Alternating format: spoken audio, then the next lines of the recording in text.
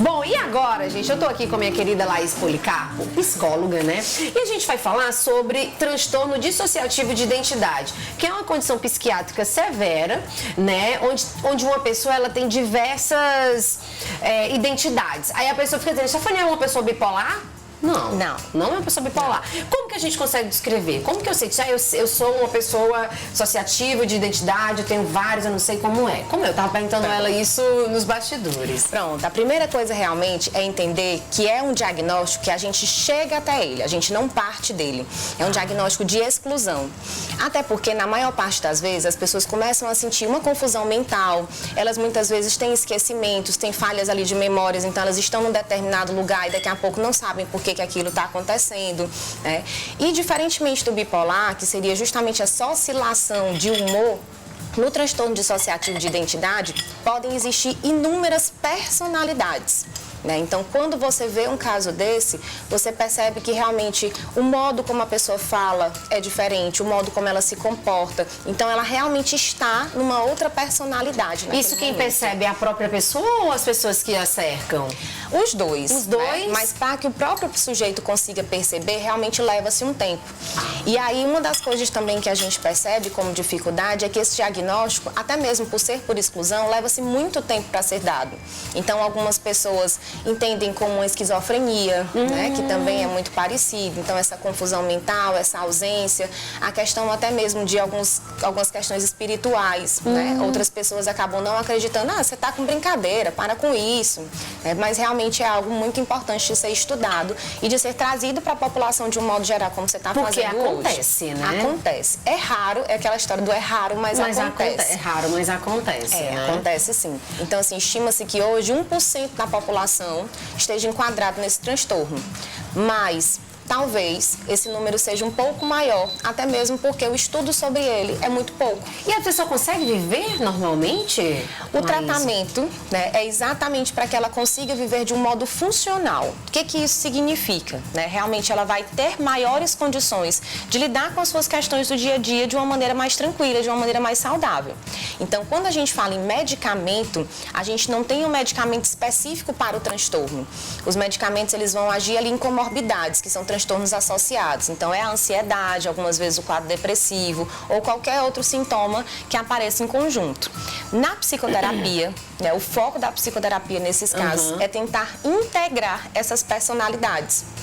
Para que realmente ele consiga ou dissociar com menos frequência ou ter ali uma quantidade menor de personalidades. E o que dá o estalo para a pessoa? A gente consegue saber? Tipo, o que dá o estalo para a pessoa mudar? Tipo assim, de sair de uma personalidade para outra? Não tem. Não, isso é só...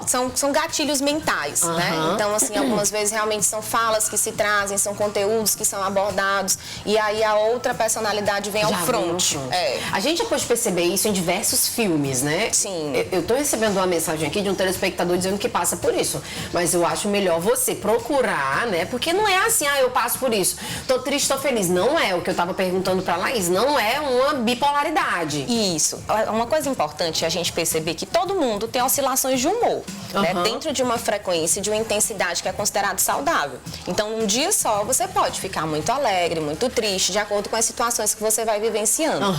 Mas a frequência e a intensidade disso, se são muito grandes e se começam a trazer prejuízos por um bom tempo, é importante realmente que se busque um profissional da saúde. E aí, assim, é uma coisa que a gente tem muito costume de fazer, mas será que você tem mesmo, né? Toda vez que uma pessoa coloca uma situação como essa, não cabe a nós o julgar, né? Cabe a nós o acolher. Mas, realmente, essa pessoa certamente está no sofrimento. Então, o que a gente pode proporcionar para ela que facilite a ela viver de uma maneira mais saudável? Isso. Gente, eu fiquei assim, eu tô ainda assim, voando, né? A gente tem um pequeno vídeo, vamos compartilhar, que foi compartilhado no R7, né? Já tem bastante tempo, né? De uma pessoa que tem, vocês podem espelhar, meninos, tem áudio? Eu nem lembro se tem áudio aí pra gente colocar. Mas vocês podem colocar pra Laís também a gente comentar aqui junto com o pessoal de casa, enquanto eles preparam, Laís, me diz uma coisa, como a gente detectar? Tem como detectar? Tratamento pra isso? Pronto, é justamente isso, assim, as pessoas ao redor, elas conseguem perceber melhor, né? Então você vê que existe um sofrimento muito grande e que realmente ela não consegue dar conta de atividades do dia a dia. Então estudar é difícil, trabalhar é difícil, relacionar-se é difícil, né? Justamente porque toda aquela persona, imagina que você que já me conhece há um bom tempo, tá bom, pode colocar. você que já me conhece há um bom tempo sabe como eu me comporto, né? Então acaba que a gente já tem ali uma noção.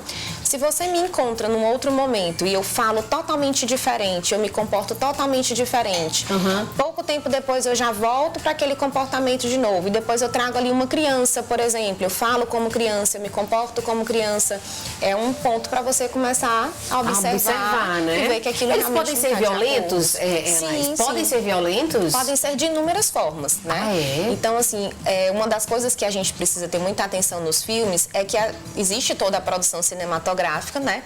E aí, por conta disso, algumas vezes até traz um conteúdo muito negativo sobre isso, acaba até aumentando o preconceito sobre isso. É verdade. Então, pode ter um cunho violento, sim, em alguma das personalidades ou em algumas das personalidades, mas não é uma fera que se solta, né, e vai atacar todo mundo. Então, assim, é importante que a gente tenha esse cuidado realmente para que o preconceito seja cada vez mais quebrado frente a toda essa situação. Mas uma pessoa que tem diversas personalidades, como vai ser feito um tratamento? Você pode estar fazendo um tratamento com uma personalidade, depois a outra personalidade aparecer? Sim, sim. E aí dentro de uma sessão, por exemplo, é justamente isso. A gente vai tentar integrar. Então, nem sempre as personalidades conseguem, vamos dizer que conversar uma com a outra, acessar uma a outra. Mas algumas vezes é possível e o tratamento é muito nesse sentido. É de você identificar as personalidades, perceber qual é a característica de cada uma delas, ver qual é a funcionalidade de cada uma delas e principalmente de você pegar lá atrás o histórico dessa pessoa, porque o que a gente percebe hoje? Que a maior parte dessas pessoas, elas passaram ali por alguma situação traumática, sobretudo na infância. E aí até mesmo para que elas pudessem lidar com essa situação de uma maneira mais ajustada, né? Essa personalidade foi fragmentada, como a gente costuma dizer. Então ela inclusive pode ser tem um filme que é fragmentado. E aí ela vai trazendo essas outras personas exatamente para que ela possa lidar melhor com essas novas realidades. Então quando uma outra personalidade surge, aquela que ficou ali no backspace, né, que ficou ali no inconsciente, ela não está mais em contato com aquele nível de sofrimento.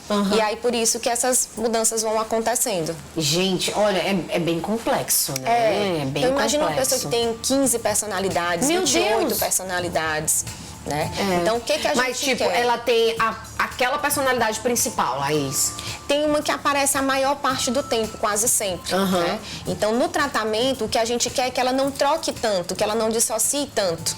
Né? Então, se ela trocava ali 30 vezes por dia e ela passa a trocar 10, a gente entende que é uma melhora. Agora, eu te pergunto, gatilhos que fazem com que a pessoa tenha essas personalidades? Algo forte que possa ter acontecido?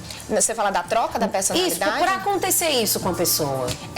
Começa lá a questão dos traumas, né? Então a gente precisa entender ali como é que foi a infância, a adolescência, muitas vezes é disso. Tanto que os primeiros registros vêm muito de pessoas que vêm no pós-guerra, né? Então são pessoas que passaram por situações ali muito fortes, emoções muito traumas muito abruptas, e aí realmente os primeiros estudos trazem muito desse tempo. Mas hoje o que a gente percebe é exatamente as pessoas trazerem ali situações vindas da infância e da adolescência, né? E no dia a dia, essa questão dessas trocas e tudo, é justamente gatilhos mentais. É como se a personalidade que surge, ela vem para trazer a necessidade que aquele sujeito tem naquele momento. Tá aí, muito obrigada, Laís. A gente falou aqui rapidamente sobre esse assunto. Eu queria ter mostrado esse vídeo aí que a gente viu aí da moça, mas a gente não conseguiu. Você vai voltar de novo pra gente. É um tema amplo, é um tema muito complexo, amplo né? e complexo, é impressionante.